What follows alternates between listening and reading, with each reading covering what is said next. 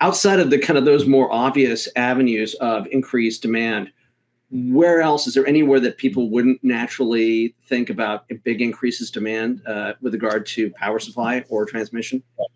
Yeah, Arthur, that's a great question. And I think this is one thing that I really find myself having to remind investors of when they do look at the theme is AI is just one of four major drivers of demand for power right now. It's an important one, and I would say it's approximately 20 to 25% of the incremental growth now that's happening in demand. There are three other important ones.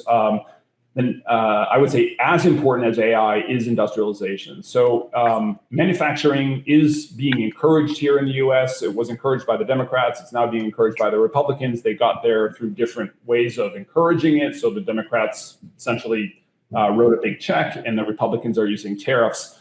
Either way, the US is reindustrializing, and you can't set up manufacturing in the US and be solely reliant like you used to be able to on fossil fuels. So you have to use electrification and automation.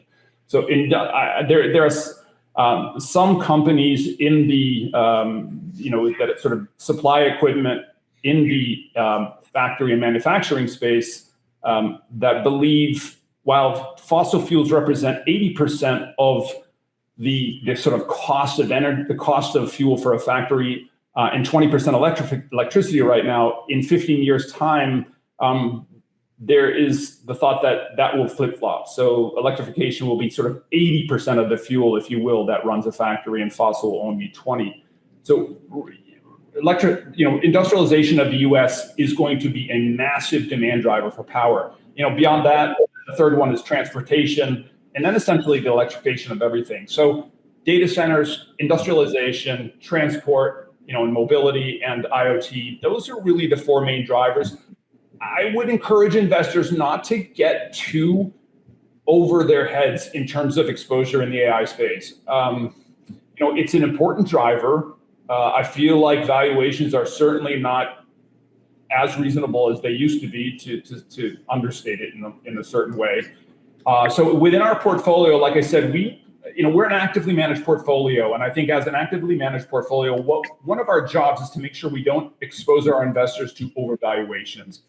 And I think that there are parts of the AI and data space, parts of the merchant power space, like, as I said, I talked about already, those businesses have gotten enormous multiples attached to them now. And I think it's important to kind of have a balance of exposures when you look at electrification. That's why at the moment we've chosen to weight more towards regulated utility and less towards merchant.